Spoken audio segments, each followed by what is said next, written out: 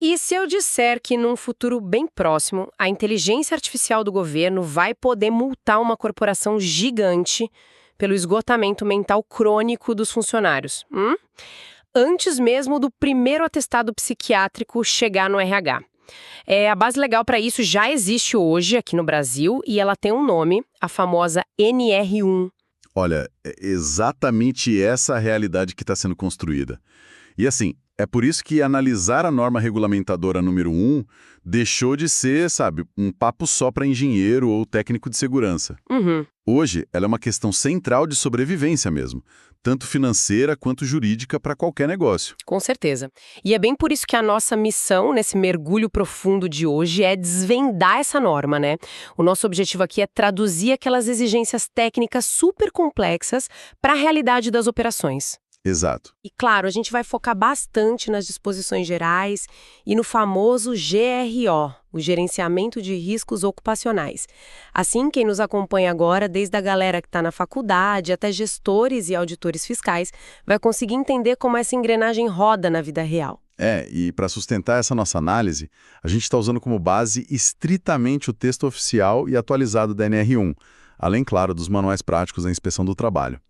O papel dessa norma hoje, se a gente for fazer uma analogia, é tipo o sistema operacional de um computador, sabe? Ou de um celular. Ah, interessante. Como assim? É que sem o sistema operacional, nenhum outro aplicativo abre, certo? A NR1 é exatamente isso. É ela que faz todas as outras regras de segurança rodarem de forma integrada dentro da empresa. Nossa, faz todo sentido. É que, bom, eu sempre tive aquela imagem clássica da segurança do trabalho como algo tipo bem pontual. O técnico vai lá, mede o barulho na fábrica, checa a poeira, entrega um capacete e pronto, missão cumprida. Aham. A famosa segurança de prateleira. Isso. Mas com essa transição histórica para esse novo gerenciamento de riscos, como é que isso muda lá no chão de fábrica? A mudança de paradigma foi, assim, brutal. O modelo antigo era baseado no extinto PPRA, né? O Programa de Prevenção de Riscos Ambientais. E o problema é que ele tinha uma miopia estrutural. Uma miopia? Porque a legislação olhava quase que exclusivamente para agentes físicos, químicos e biológicos. Tá, mas isso deixava de fora uma quantidade absurda de perigos do dia a dia, né? Exatamente. Era uma visão super fragmentada. A grande revolução da NR1 moderna, quando ela trouxe o GRO, foi forçar uma visão sistêmica.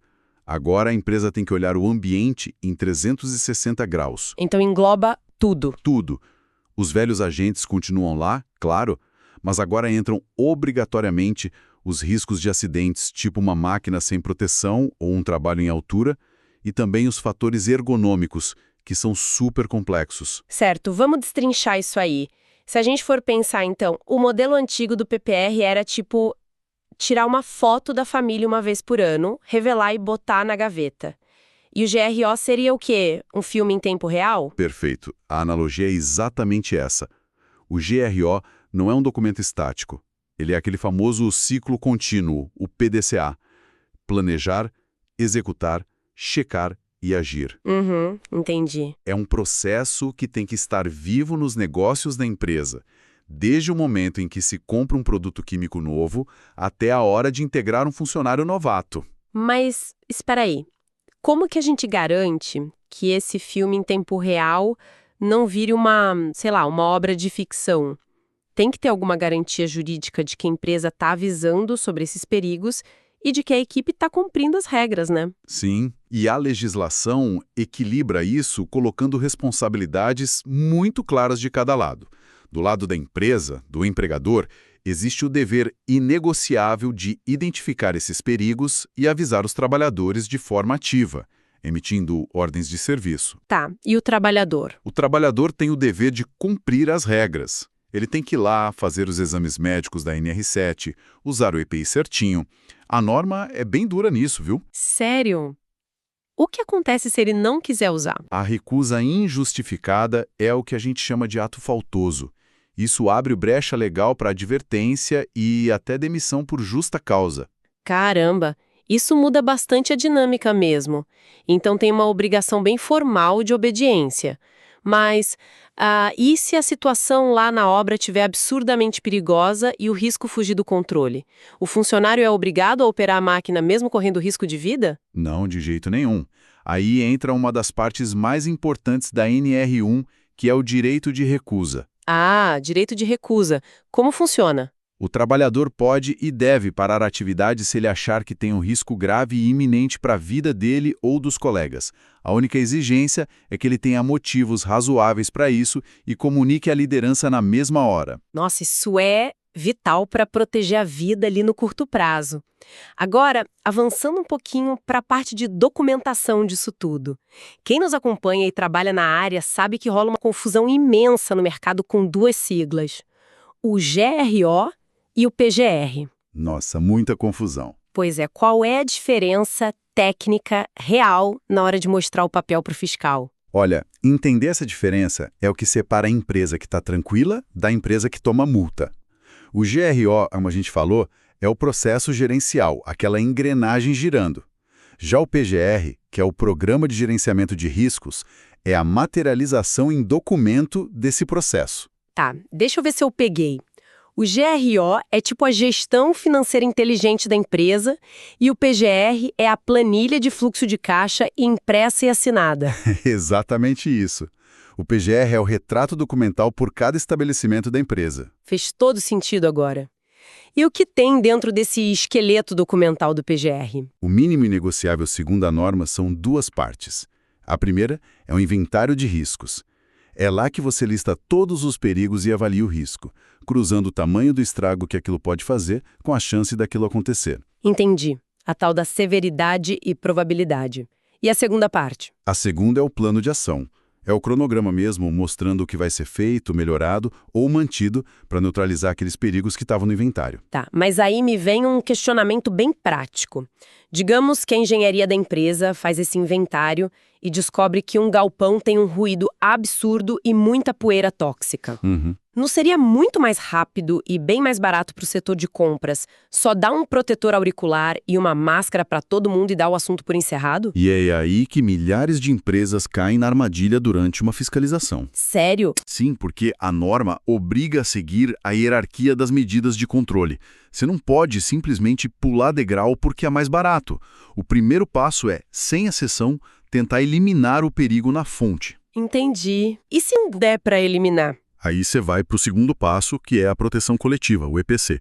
Tipo colocar um exaustor gigante ou enclausurar a máquina que faz barulho. Ah, entendi. O terceiro passo são medidas administrativas, tipo um rodízio de turnos para a galera ficar menos tempo exposta. E o fornecimento do EPI, o famoso capacete ou máscara, é sempre a última opção. Sempre a última. Sempre. O EPI só entra enquanto as outras medidas ainda estão sendo instaladas ou se ficar provado tecnicamente que é impossível blindar um ambiente. Olha só!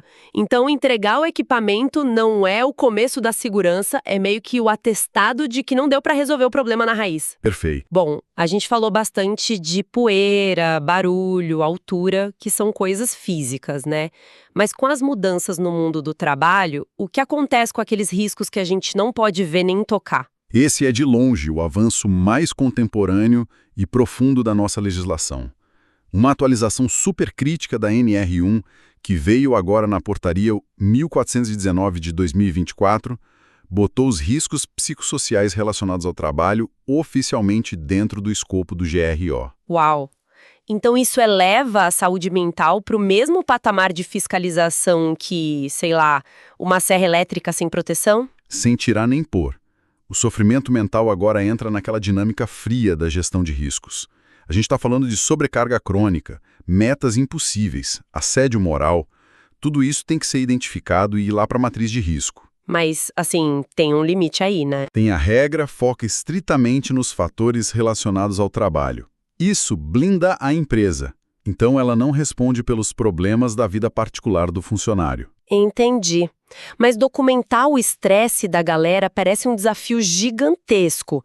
Se o RH só rodar uma pesquisa de clima padrão e grampear no PGR, tá valendo? Fazer isso é pedir para tomar multa das grandes.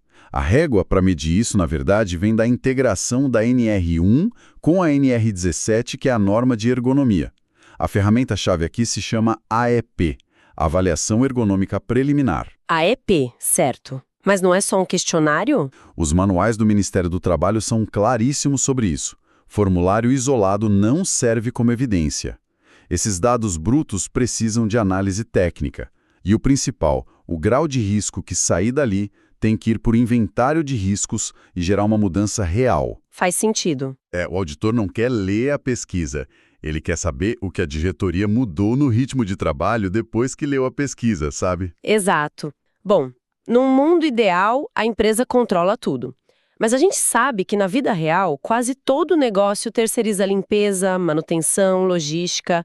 O que acontece quando um monte de gente, de CNPJs diferentes, divide o mesmo espaço? De quem é o risco legal? A norma amarrou isso desenhando uma responsabilidade solidária e compartilhada. O fluxo de informações de segurança em ambientes assim tem que ir para os dois lados. Como assim, para os dois lados? Bom, se a empresa principal contrata uma terceirizada, para entrar na fábrica dela, o PGR dessa principal tem que incluir medidas para proteger o pessoal terceirizado.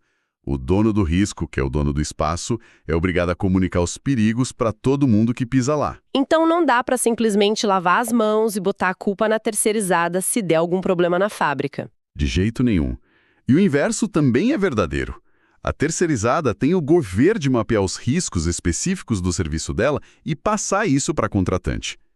Os dois programas têm que se conversar. Entendi. Agora, pensando naquele pessoal que tem um negócio menor, para nossa audiência que talvez seja MEI ou tem uma microempresa, o peso dessa burocracia toda não sufoca um dono de padaria ou um prestador de serviço pequeno? A legislação pensou nisso e criou umas dispensas bem específicas.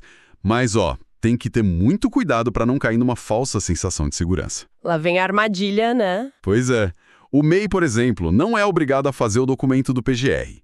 Mas, se ele for contratado por uma construtora para fazer um serviço na obra, a construtora tem que botar ele no PGR dela. Certo. E para microempresa e empresa de pequeno porte? Para ME e EPP de graus de risco 1 e 2, existe uma dispensa. Eles não precisam elaborar formalmente o PGR nem um programa médico, desde que façam uma declaração digital para o governo, garantindo que não tem riscos físicos, químicos e biológicos no ambiente. Peraí, acho que eu achei a armadilha. Se eu tenho um escritório pequeno, entro no site, declaro que não tem ruído de máquina nem produto químico, eu ganho um passe livre de todas as regras de segurança. É exatamente aí que muito negócio pequeno quebra pagando multa. A resposta é um não gigantesco. Caramba! Mas eles não estavam dispensados? O manual é categórico. Eles estão dispensados de elaborar a papelada, o documento do PGR, mas eles nunca, em momento nenhum, estão dispensados de fazer o gerenciamento do risco na prática. Ah, entendi a diferença. E o maior motivo de multa silenciosa tá na tal da AEP, a avaliação ergonômica que a gente falou. Ela é sempre obrigatória. Sempre. Até para quem está dispensado do PGR. Então, se um operador de caixa de um mercadinho pequeno desenvolve uma tendinite no ombro, o dono vai ser penalizado severamente se não tiver essa avaliação provando que estudou aquele posto de trabalho, mesmo que ele tenha tal isenção documental. Precisamente. A isenção tira o custo de imprimir e encadernar o PGR. Não tira a responsabilidade constitucional de prevenir acidente ou dano ergonômico. Se o empresário ignorar isso, o passivo trabalhista é catastrófico. Nossa, é bom o pessoal ficar muito atento a isso. Lá no começo, a gente falou que a NR1 é o sistema operacional da segurança. Como é que ela interage e, puxa as outras normas lá no chão de fábrica? Tudo começa e termina nela. Quer ver um exemplo prático? Trabalho em altura, NR35. É algo com alto índice de acidentes fatais.